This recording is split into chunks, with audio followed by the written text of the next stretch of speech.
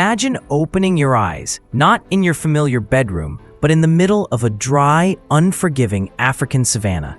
No phone, no tent, no clothes, food or water, not a single human in sight. Just you, your modern brain, and a wild world that once was home to your ancestors 50,000 years ago. Welcome to the Paleolithic era, a time when humans were no longer the masters of nature, but a fragile link in the food chain. You're not the hunter, you're the hunted. Movies and TV often romanticize the Stone Age, muscular men throwing spears at mammoths, women gathering sweet fruits in lush forests, a warm fire crackling, laughter echoing in cave walls. But the reality? It was nothing like that. Our ancestors' lives were not some extended camping trip. They were locked in a constant battle for survival, hour by hour, step by step. Every movement could be their last. There were no refrigerators, no maps, no medicine, and certainly no one to help when you were injured. This isn't a challenge you can simply try harder to overcome. This is a world where every mistake, no matter how small, must be paid for in blood, in flesh, or in your very life. You might think you're smarter than your ancestors thanks to modern technology, but here, technology doesn't exist. Your knowledge of coding, TikTok, or macroeconomics, completely useless. The real question isn't are you smart enough? It's can you learn fast enough before nature swallows you whole? Art 2. Predators and survival instincts. The moment you try to stand up and gather your senses in the ancient African wilderness, a terrifying truth begins to emerge. You're not the predator, you're the prey. In the Paleolithic era, humans were nowhere near the top of the food chain. On the contrary, they were prime targets for bloodthirsty night hunters, like hyenas, cave lions, saber-toothed cats, and even the now extinct short-faced hyena, a creature as large as a lion. With jaws powerful enough to crush a human skull. At night, when the sun disappears and cold winds sweep the plains, predators awaken. Every rustle in the grass, every flicker of shadow in your peripheral vision could mean death. In this world, fear isn't weakness, it's survival. It was these relentless dangers that shaped the human brain, evolving it to respond with panic, anxiety, freeze or flee reactions. The ancestors who ignored warning signs, they were eaten. The ones who constantly looked over their shoulders, they lived long enough to pass their genes down to you. And here lies your problem. Your survival instincts have dulled. You can't tell a lion's paw print from that of a harmless gazelle. You can't distinguish the hiss of wind from the breath of a stalking predator.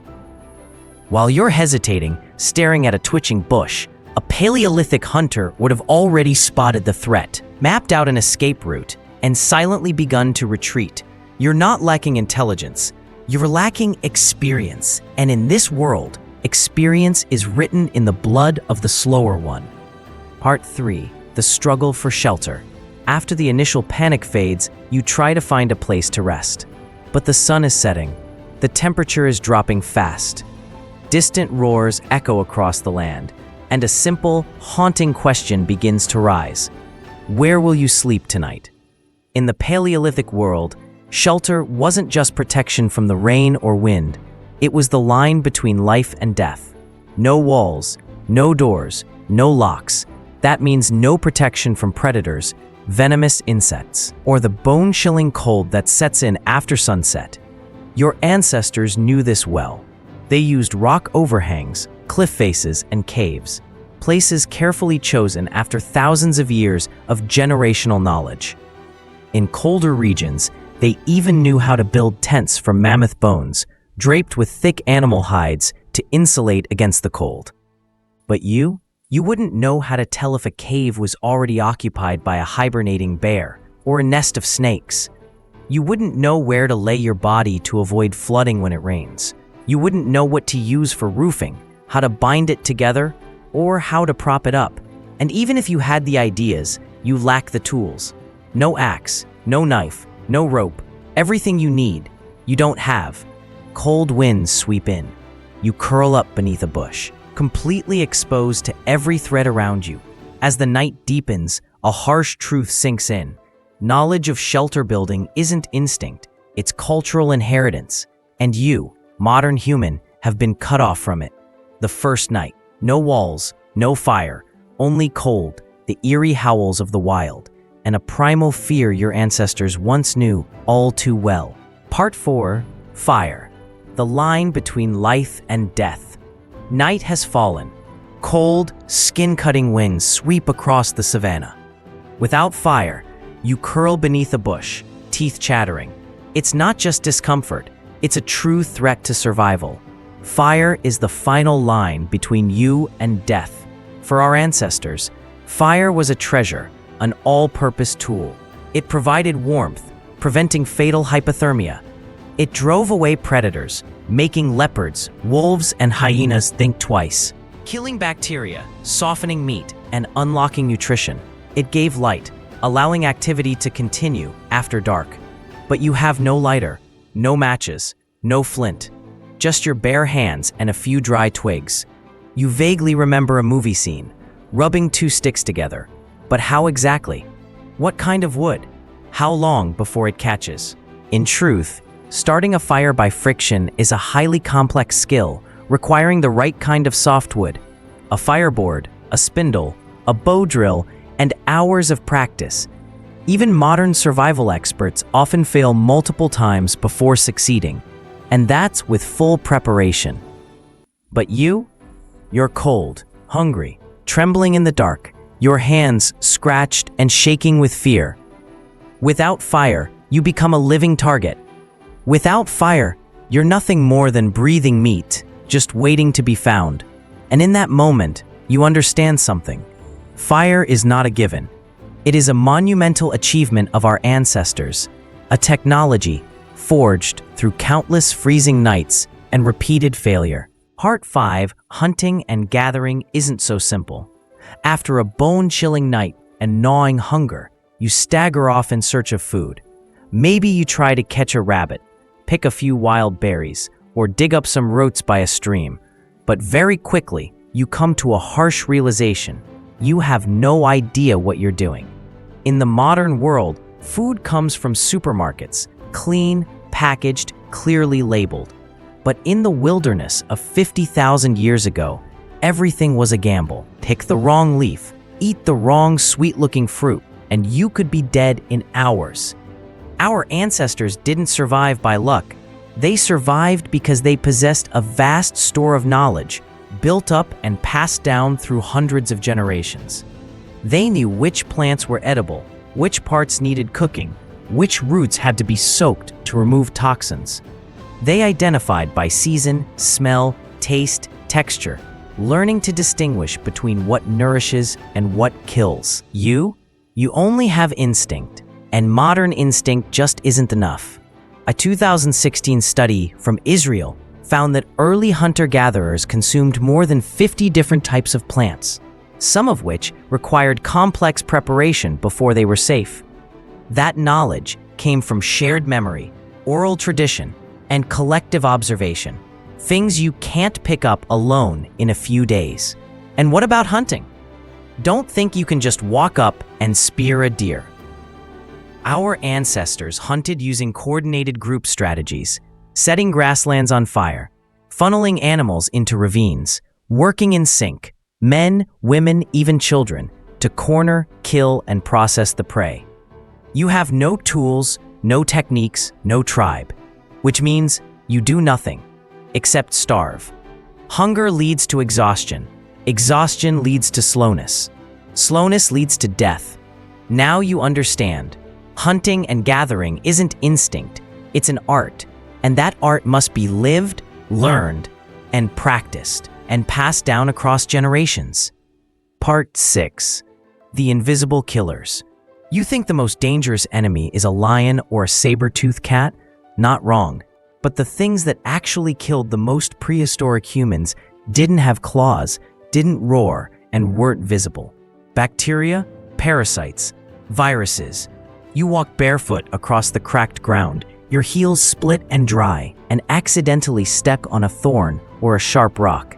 Just a small cut. You think, it's fine, it'll heal in a few days. But you're living in a time with no antibiotics, no sterile bandages, no clean water. And that tiny wound could be the start of a fever, sepsis, and death. In the prehistoric world, infection was a death sentence. Flesh-eating bacteria, tetanus, gangrene, they could all stem from a simple cut. DNA studies of ancient humans reveal that even the teeth of people who lived 32,000 years ago show traces of disease-causing microbes. And then there's water. You're dying of thirst and come across a puddle, but drinking it without boiling is like playing Russian roulette. Parasites, intestinal worms, brain-eating amoebas, E. coli, they might all be swimming in that muddy pool, waiting to invade your system.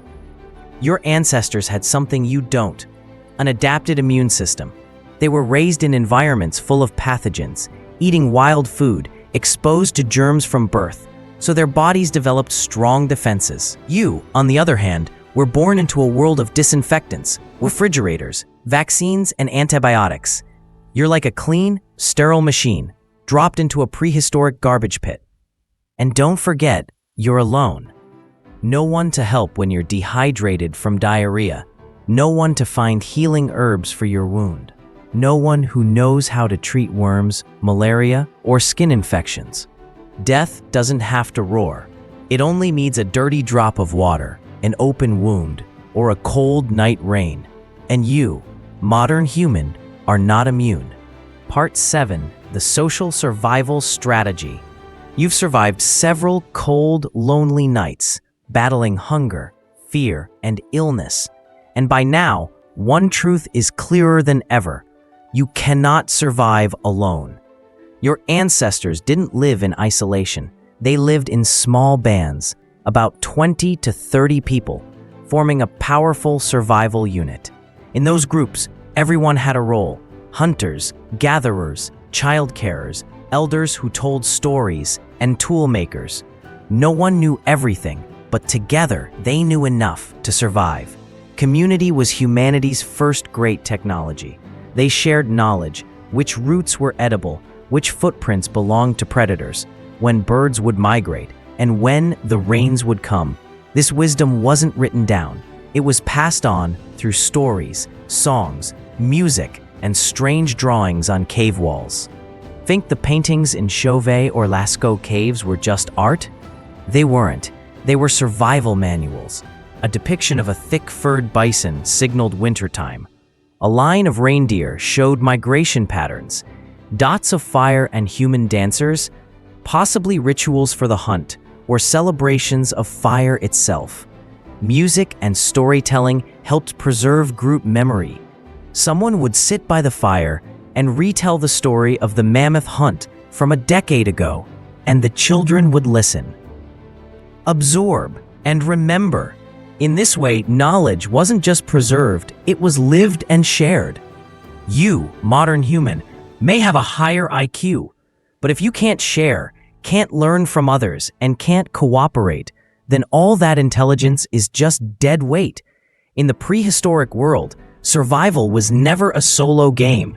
It was a symphony of bonded humans, and if you couldn't harmonize, you were swiftly cast out of the dance. Part 8, the modern brain, strengths and weaknesses. There's one undeniable fact. You are the product of tens of thousands of years of evolution. Your brain, structurally, is nearly identical to that of your ancestors who lived 50,000 years ago. Same gray matter, same creative potential, same capacity for abstract thought. But you have one major problem. Your modern brain was born into a world of school schedules, office desks, Google, and digital maps. It's more used to typing on a keyboard than reading deer tracks. It excels at logic, but is terrible at survival intuition. A hunter-gatherer, raised from birth in the wild, learned to read subtle shifts in grass, memorize the sun's position while traveling, and detect danger in the sounds of the forest. They didn't learn from books. They absorbed the world through their skin, their noses, their senses. What about you? You might be great at solving probability puzzles, but you can't tell leopard scat from antelope dung. You could read 1,000 medical articles and still fail to recognize an infected red swelling on your leg. The issue isn't intelligence, it's the wrong operating system. You're running a survival brain in an urban environment, and when thrown back into the Paleolithic world, that brain can't download updates fast enough to keep up. Your dependence on technology has dulled your ancestral instincts. Your ancestors navigated by stars. You get lost when the GPS cuts out. They could tell an owl's call from a jungle bird's. You hear nothing but noise. You're not dumb, but you're using the wrong tool for the wrong environment. And in the Stone Age, that kind of mistake comes with a deadly price. Part 9. Could you actually survive? After 8 sections of brutal survival, you're probably asking yourself, do I stand a chance? Could I actually survive? According to most anthropologists and archaeologists, the answer is highly unlikely, almost impossible. A modern human accustomed to processed food, climate control, medication, and smartphones, thrown back into the Paleolithic era, would face a total crisis, an alien environment, a weaker body, an unprepared immune system, no basic survival skills, and above all, complete social isolation. No one to teach you which mushrooms are poisonous, no one to share the only scrap of meat for the day, no one to help you build shelter or keep watch at night. You don't belong to the tribe. And in this world, that means death. Experts say that unless you're extraordinarily lucky, adopted by a local hunter-gatherer group, protected, mentored, and given time to learn, your survival window is measured in days, maybe even hours. The Paleolithic world does not forgive ignorance. There is no time for trial and error. Every decision, if life or death. But this doesn't mean you're weak. On the contrary, it proves something extraordinary. We, modern humans, exist today only because of a miraculous chain of survival. Art 10. The Ancestral Legacy. Lessons from the past. We've placed you, a modern human, into a harsh, ancient world where survival is nearly impossible. But there's one thing we must never forget. Your ancestors lived there. Not just survived, but thrived.